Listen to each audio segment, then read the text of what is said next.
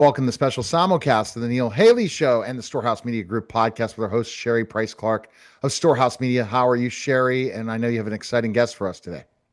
I do. I do. I'm excited to tell you and that I'm bringing on Derek Isaac. And who is Derek Isaac? Well, he has lived the version of your business that you're trying to escape. And he's going to show us how we can escape that. He's built a general contracting company. He has worn every hat and can himself and ran himself into the ground till that breakdown forced him to discover what actually works and that systems that run the business is not the owner. So welcome, Derek. How are you? Thank you, Sherry. I'm doing great. Yeah, so you have created this company called Rapid Results Creators. What Yes, is it? And I'm a backstory kind of person. And if you could just tell us the backstory, how you came across it.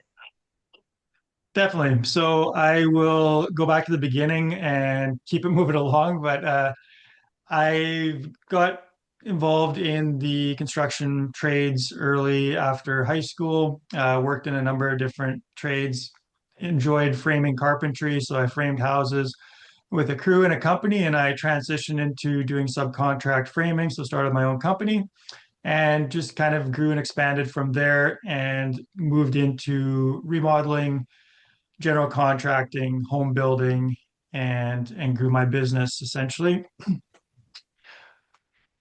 I also so from there I transitioned into some other companies as well. So I was able to work in some very large construction companies doing over 100 million in sales and things like that. So I kind of got the experience from both worlds of growing my own general contracting business, working with kind of higher end clients, and then also working inside a very large contracting company as well. And about 7, 8 years ago, I started coaching. It was really organic. It was more or less just people in my business community that needed help and mentoring, and I started to help some new entrepreneurs. Got some really great results for them, and realized, hey, there's a lot that I've learned over the years, and when you're talking to somebody new who's just getting started in business, you see that big knowledge gap, and there's a lot of enthusiasm and optimism to start a new business, but they are just inexperienced essentially. So got great results with that, and then over the last 5 years, I've really put everything into Rapid Result Creators, where we coach and consult with general contracting businesses, typically taking them from around the 1 to 2 million revenue mark and helping them scale up to 5, 10 million plus. And we do that through systems, processes, operations, all that kind of boring stuff, but we make it as fun as possible because it's so essential for a company to get in place and help the owner not be involved and overwhelmed in just the chaos and craziness that can go along with running a construction business. What do you see are the biggest challenges that when you get someone at that level, when you're leading them to get to 10 million? Yeah. Typically, the first challenge is just getting the business owner out of the way and stop being the bottleneck, the go-to, wearing all the hats, as was mentioned earlier, and starting to build some structure in the business. So that's specifically what we help with, and then having the kind of wherewithal to start letting go and trusting that they've put the right systems and accountability and leadership in place to take a step back from the activities of the business essentially. Not that they're like fully not involved in the business, but if there's an organization chart, we want to get them out of the operations and the kind of technical parts of the business, moving up to the management and then the visionary CEO, finally at the top. So that's sort of the trajectory that we want to see for them. So, Other common issues are low profitability as well, is often the pricing and estimating structure of the business is inadequate for the level that they want to grow the business to. So often they'll be pricing as the business they were a year ago or even just their current business, but they need to add some management layers or some more admin or get some additional help with their business. And they've they're in this catch-22 where they're too busy because they haven't priced for the business that they want to grow into. Okay. And I think that the biggest thing is once you have that, figure out those bottlenecks, it's pretty easy to grow. Yeah, growth is typically not like the issue for newer entrepreneurs. The marketing and sales and like lead generation can be a problem. So that's often a focus early on. But once the business has been established for a couple of years, usually the bottleneck is the owner. We still focus on good sales systems and sales process and lead generation to make sure there's a consistent flow and it's happening without having too much involvement with the owner. But the growth, it takes time, but getting the systems, the structure, the processes in place, it's pretty quick. The other kind of hurdle is the implementation of how do we actually get people to use this? How do we find the right people to bring in and run these systems or be the right cultural fit? So the the problem goes from sort of a lead gen and pricing to hiring and prospecting for candidates for the company. There's that sort of transition typically around the 2 to 4 million mark for general contractors. Okay.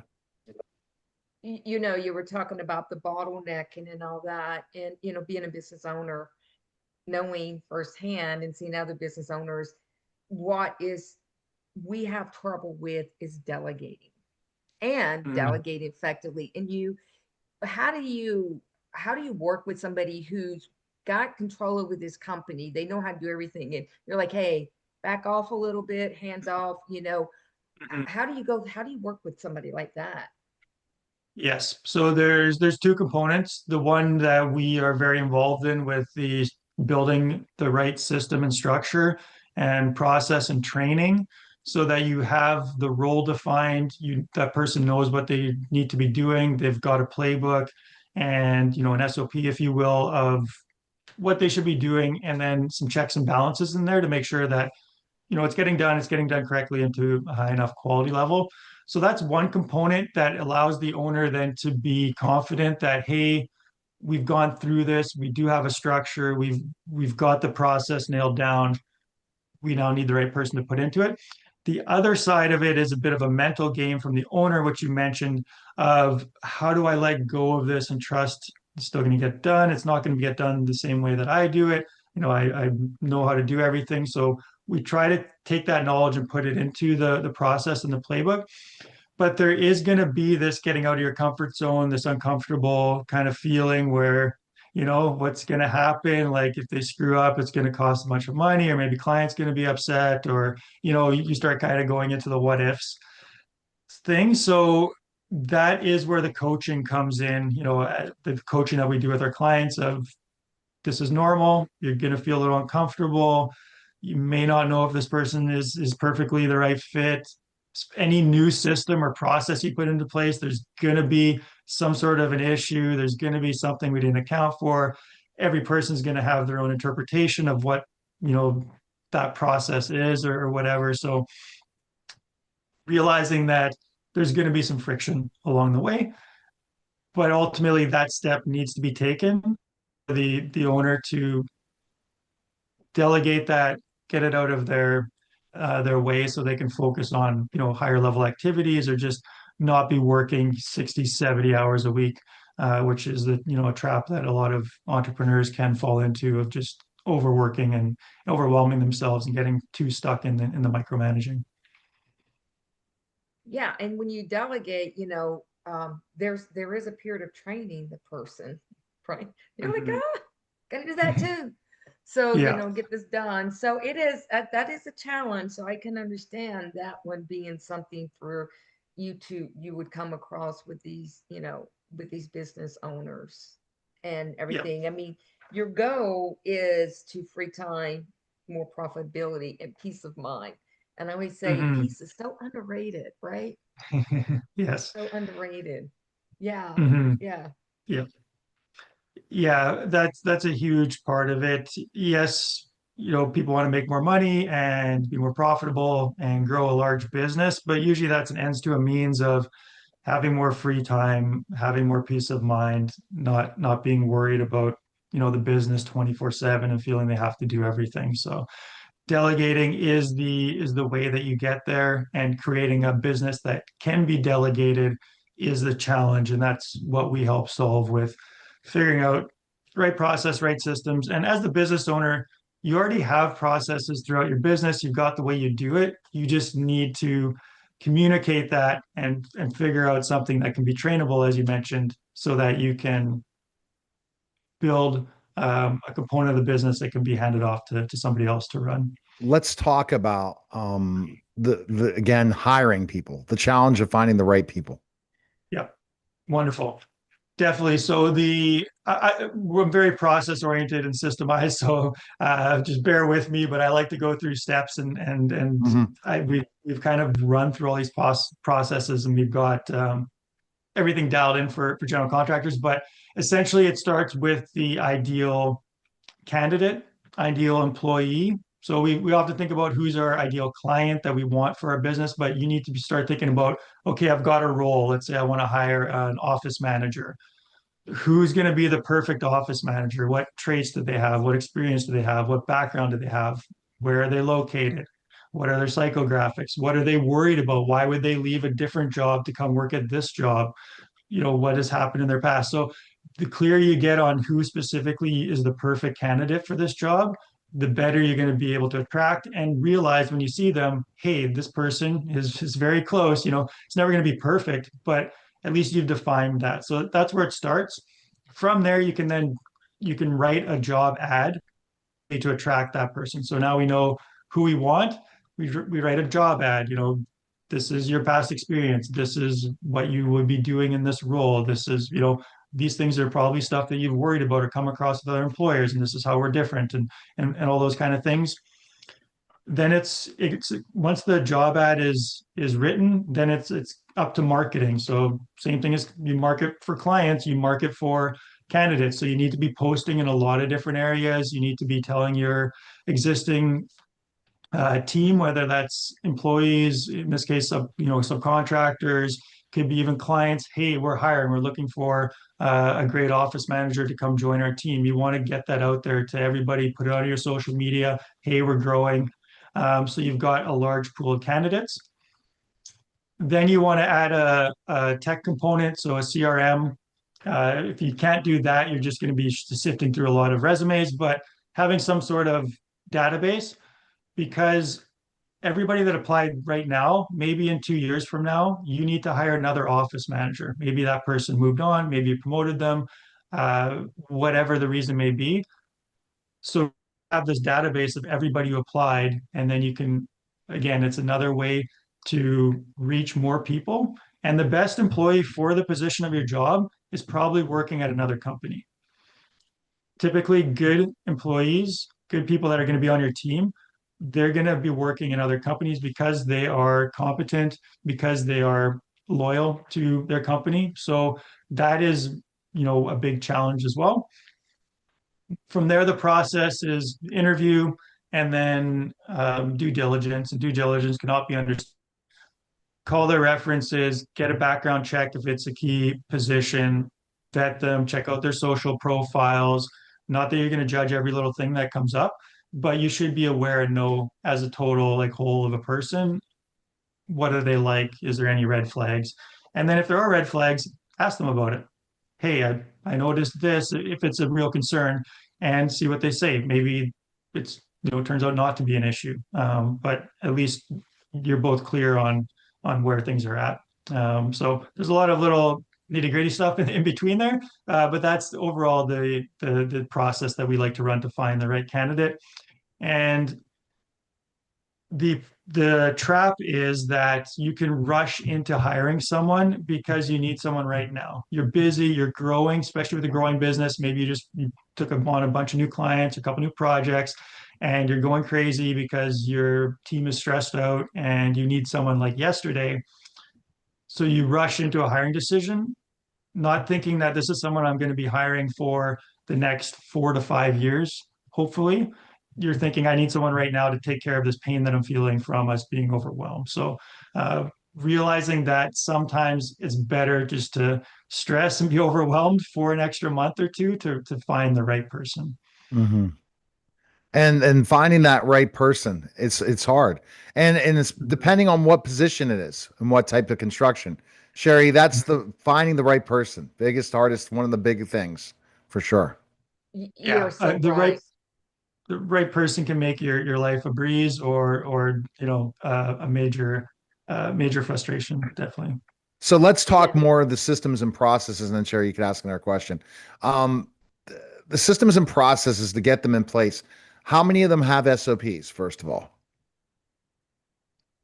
The clients that I get, few to none, typically. Yeah, very, very few. Some of them do have some preliminary kind of documents, but typically I'm working with business owners that really don't have any good defined processes. Mhm. And if they do, they're quite lacking. And usually the problem is it's not that they haven't tried, it's just they don't know how to approach it.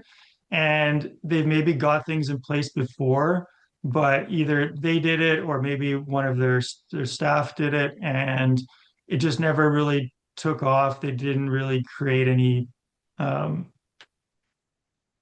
any support around it, essentially. Totally get it. Mhm. Yeah. Go ahead, Sherry, with your next question.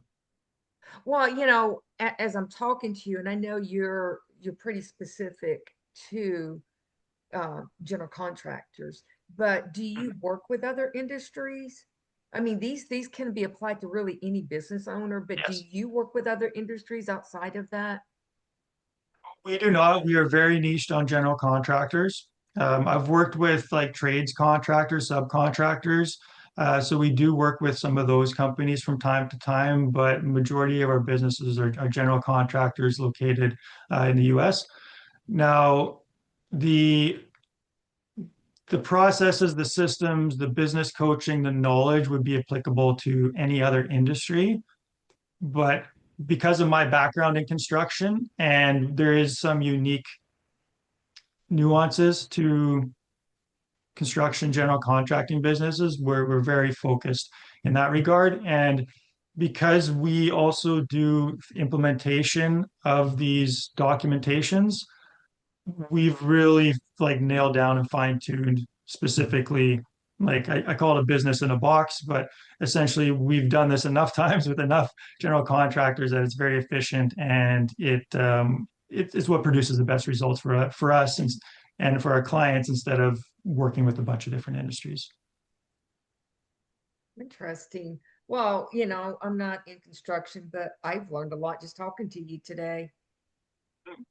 Yeah, absolutely. And it's important to think about those things and where do you see it? And where do what you see it? You work with different types of construction then, right? With some of the, Yes. yeah. Yeah, I mean, remodelers, home builders, commercial contractors.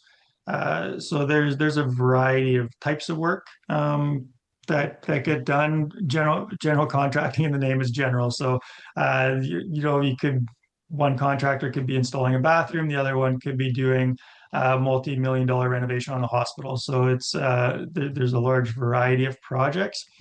And one of the challenges as well is there's just so many moving parts in these types of businesses, because you've got your internal staff and employees, labor force, and then you've got your subcontractors. So you're contracting out a lot of other different companies, and then you've got potentially a prime contractor, developer, sometimes it's a government agency or civil.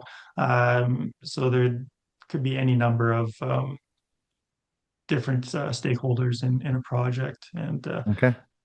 yeah. Mhm. Fantastic. Where's the best place people can find info on you and stuff, Derek? Yeah, best place to go is our website, rapidresultcreators.com. You can find everything you need to know about us. So there's lots of information about our programs and our coaching. There's free resources you can download that we've we provide. There is our podcast. We've got a YouTube channel. We're on all major social media channels. So really go to the website and take your pick of what you're looking for and grab some of the great information there. All right. We appreciate it, Derek. And remember to go to storehousemediagroup.com for all things publishing, marketing, media, and much, much more. Appreciate it, guys. That was the special simulcast of the Neil Haley Show and Storehouse Media Group podcast, guys. Take care. We